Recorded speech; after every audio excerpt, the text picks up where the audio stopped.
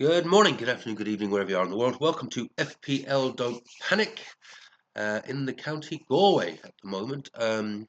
Just doing a little house sit here, looking after a few furry friends, and I am absolutely et with hay fever, so excuse the odd sneeze or sniffle that may well come. I'm literally surrounded, you probably can't see, I'm literally surrounded by plants, and it's not doing the old hay fever a lot of good. Let's get some antihistamines later. First in a little series of videos I'm going to do. I think we'll have the fixtures probably within the next 2 weeks. So I'll probably up the ante a little bit, then maybe come out a little bit more frequently because it'll have more relevance. Some of the things that I'll talk about, but there's just a couple of very short, sort of 2-3 minute hits. 2 or 3 minute hits. Who am I kidding? Who am I kidding? Anyways, first up, been an interesting little 10-day transfer window. We're kicking into the Club World Cup now. And for those that have asked, I won't be doing any videos as such on the Club World Cup. I just haven't got the expertise. I've got no real knowledge of a lot of these players. It looks a little overly complicated to me. You'd have to be up in the middle of the night really to optimize your chances of getting a good ranking because of the way you do these subs and things. It's all so I won't be, but I have entered a team. If anyone wants to see that team, let me know, and I will put it up. Lack of knowledge of players, I just don't think I'd add any value, to be quite frank. However, hopefully on the FPL side, I can give you guys a few little things to think about. Interesting 10-day transfer market.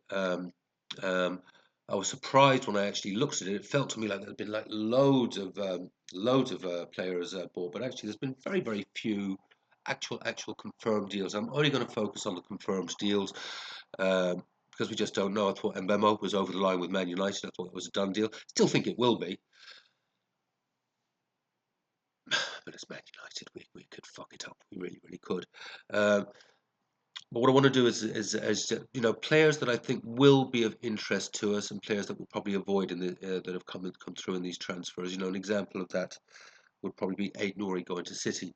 I might do a little video on that, but I don't think I would consider Aït-Nouri not in the early days of the 25-26 season, quite simply because one, Club World Cup.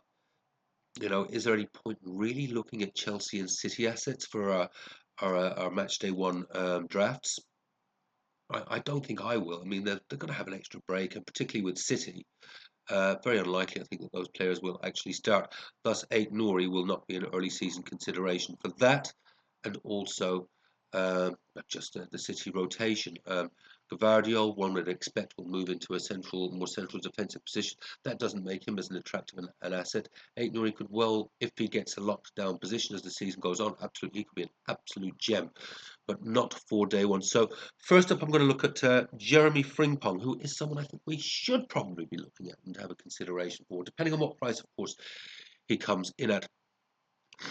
Obviously, Trent's gone. He's been learning his Spanish, fluent Spanish now. A lot of pissed off Liverpool supporters when he got up there and did his press conference and spoke in fluent Spanish. And there's actually a few very, very funny videos going around on that with subtitles as to what he's actually saying. Check those out if you get a chance. I think you'll find them on YouTube. Very funny. But Frimpong's a really good player. He's one I actually do rate. He had a really good breakout season with Bayer Leverkusen a couple of seasons ago when they won the Bundesliga. First time Bayern had lost it in ages, and he was absolutely immense. And United were actually in for him, and so did actually pay a little bit of attention to him. But then, United get associated with anyone that can kick a football and has managed to do anything decent. So no surprise that he didn't come to us. But he's a good player. He's a very, very good player.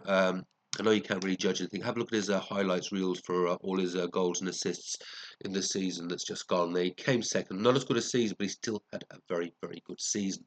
So he's averaging, I think, probably looking at the numbers there, looks like about an attacking return every 3 games or so.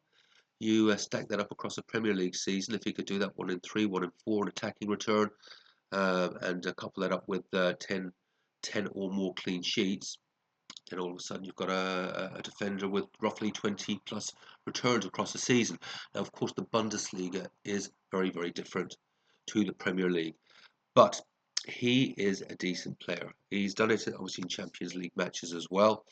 I do like, he's very explosive and attack minded as a right wing back. I mean, he's practically playing at a right winger for Bayer Leverkusen. He's certainly playing as a right winger almost at times, and that's the sort of player defender that we want as our fantasy Premier League asset.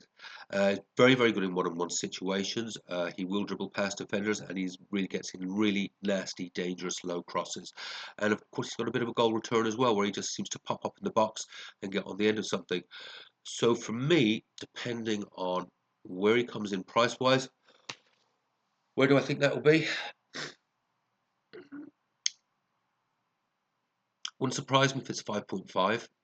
I'm hoping it's about 5. If he's 5, depending on what he's looked like in some of the preseason, is he getting starting most of those preseasons, because he will be competing against Bradley. It's one of the other things we obviously want in those early weeks is 100% nailed on players. But if he's looking about 100% nailed on and comes in at 5 million, I think I'll have him. I think I would definitely put him in my in that game week 1 team. 5.5 still could be a consideration. We know how good Liverpool are on the attack, and he's really, really good in transition. It's actually looking at some of the highlights videos in transition. He is immense, and Liverpool are certainly, for the most part of last season, the best team in transition in the Premier League. So for me, 5.5.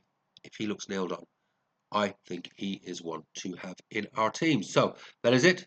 I will do a few more of these over the next few days. Oops, I'm back. I'll do a few more of these over the next few days.